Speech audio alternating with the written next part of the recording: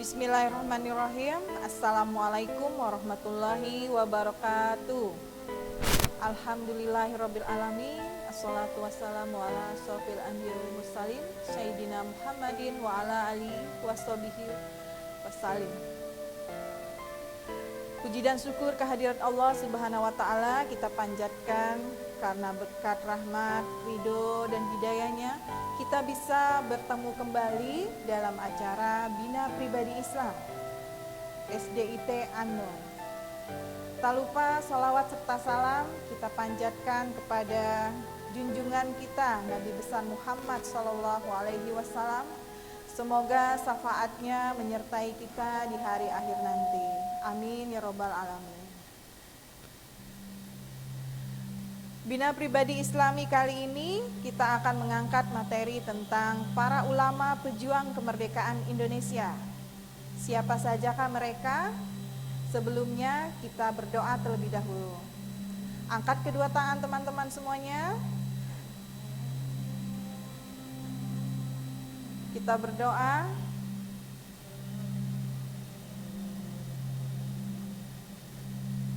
Bismillahirrahmanirrahim.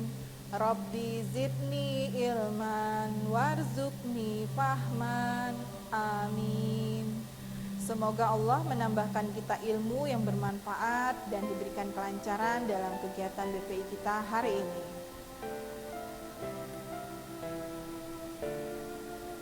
Tak hanya menjadi agama mayoritas, Islam juga mengambil peran penting dalam kemerdekaan Indonesia.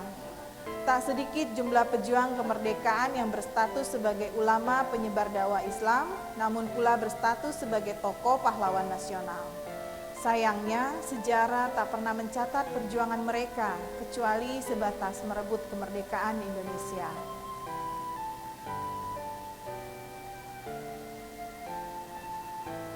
Siapa sajakah mereka? Tak banyak masyarakat tahu karena pelajaran sejarah di sekolah tak menyebut mereka sebagai seorang dai. Padahal sebagian besar pahlawan merupakan para santri bahkan kiai. Nama mereka mungkin sangat lekat dengan gelar pahlawan, namun jauh dari status sebagai ulama ataupun tokoh agama.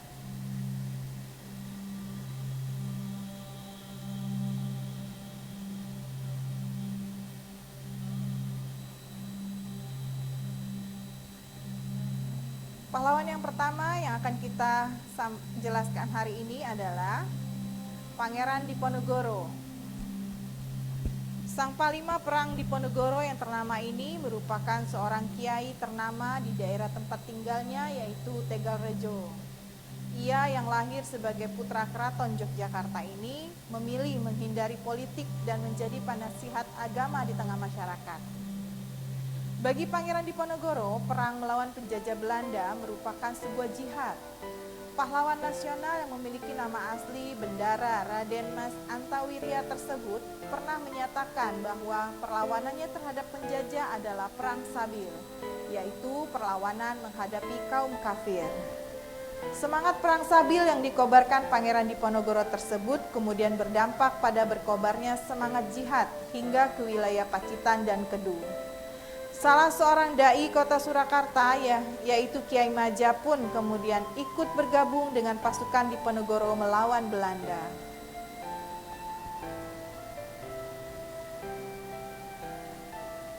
Tokoh pahlawan yang berikutnya adalah Cut Nyak Dien. Sebagai seorang Aceh, kita tidak boleh menumpahkan air mata pada orang yang sudah syahid. Demikian ucapan Cut Nyak Dien kepada putrinya saat Tengku Umar, suami yang juga pahlawan nasional, meninggal dunia. Bersama sang suami dan rakyat Aceh, Cut Nyak Dien berjihad mengusir Belanda dari Serambi, Mekah, yaitu Provinsi Nangro Aceh Darussalam. Cut Nyak Dien merupakan wanita Aceh yang mendapat pendidikan agama yang baik dari keluarganya. Tak hanya dikenal sebagai bangsawan, keluarga Cut Nyak Dien juga dikenal sebagai keluarga ulama yang disegani.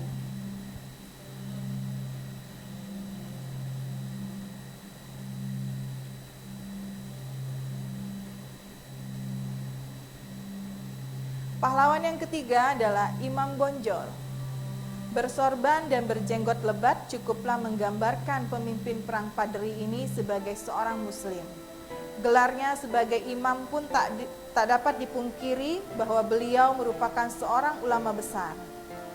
Siapa sangka sang ulama justru mengambil peran besar di kancah peperangan melawan penjajah di perang Padri yang sangat bersejarah itu. Tuanku Imam Bonjol yang memiliki nama asli Muhammad Sahab merupakan seorang ulama Minangkabau kelahiran Bonjol, Sumatera Barat. Ialah sang imam kaum Padri di tanah kelahirannya. Beliau juga merupakan putra dari ulama ternama asal Sungai Rimbang, Suliki Khotib Bayanuddin.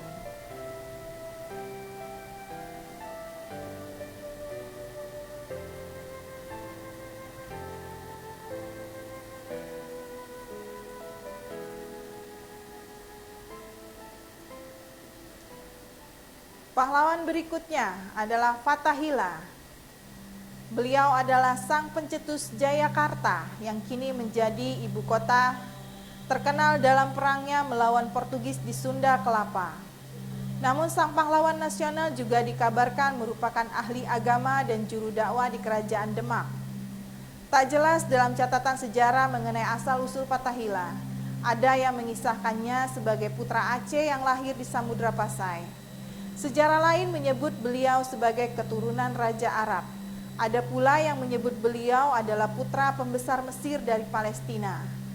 Sejarah lain menyatakan beliau lahir di Samarkand, kemudian menuntut ilmu ke Baghdad dan bergabung dengan Turki Utsmani.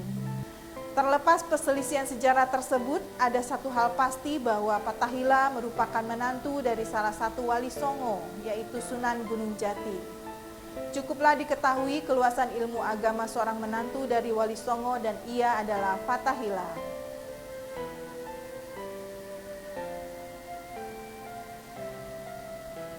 Pahlawan yang kelima, Bung Tomo.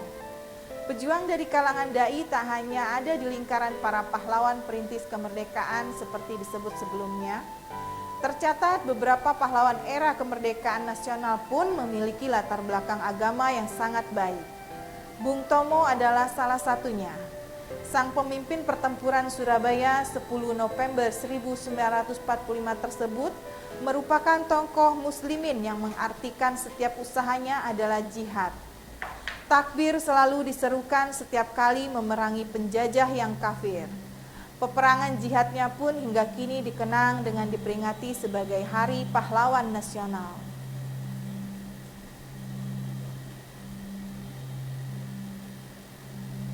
Pahlawan yang keenam adalah Muhammad Nasir. Tak hanya para pahlawan di medan perang, pahlawan nasional yang berjuang di pemerintahan pun tercatat. Terdiri dari beberapa dai yang solih. Dr. Muhammad Nasir misalnya, Perdana Menteri kelima Indonesia itu merupakan seorang ulama. Ia bahkan pernah menjadi Presiden Liga Muslim Dunia dan Ketua Dewan Masjid tingkat internasional.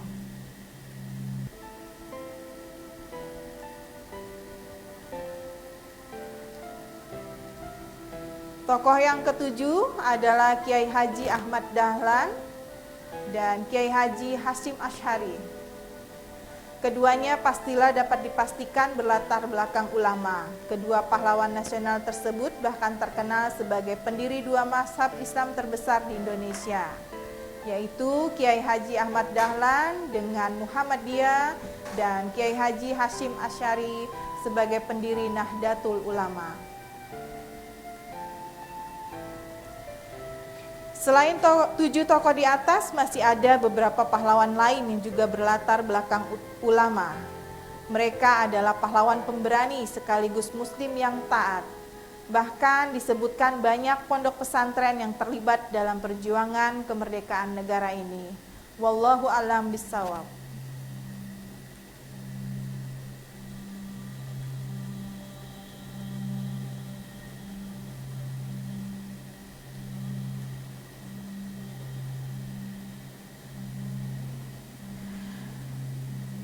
Ketujuh pahlawan tadi yang sudah dijelaskan, mereka berjuang, berjihad di jalan Allah untuk memperjuangkan kemerdekaan Indonesia. Dalam Al-Quran surat At-Taubah ayat 41 yang artinya, berangkatlah kamu baik dengan rasa ringan maupun dengan rasa berat, dan berjihadlah dengan harta dan jiwamu di jalan Allah. Yang demikian itu adalah lebih baik bagimu jika kamu mengetahui. Jika para pahlawan tadi sudah berjuang, berjihad di jalan Allah dengan harta dan jiwanya untuk merebut dan mempertahankan kemerdekaan, maka kita hari ini yang hidup di zaman yang sudah merdeka, tugas kita adalah berjihad dengan cara belajar bersungguh-sungguh, mencetak prestasi di bidang kita masing-masing, serta kita berusaha menjadi anak yang soleh dan soleha. Itu adalah bentuk jihad yang bisa kita lakukan pada masa sekarang ini.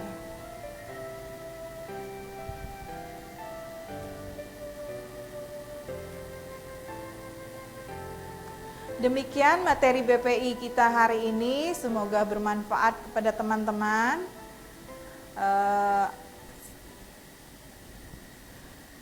Tugas hari ini di BPI hari ini adalah teman-teman mengerjakan LKS. Tugas yang ada di LKS akan dikumpulkan saat drive-thru. Jadi teman-teman bisa mengecek kembali LKS yang sudah dikirimkan melalui drive-thru yang ada di modulnya masing-masing. LKS BPI-nya dikerjakan, kemudian nanti dikumpulkan pada saat drive-thru. Sebelum kita Baik, kita tutup kegiatan BPI kita hari ini dengan membaca doa. Subhanaka Allahumma wa bihamdika asyhadu alla ilaha illallah anta astaghfiruka wa atubu ilaih.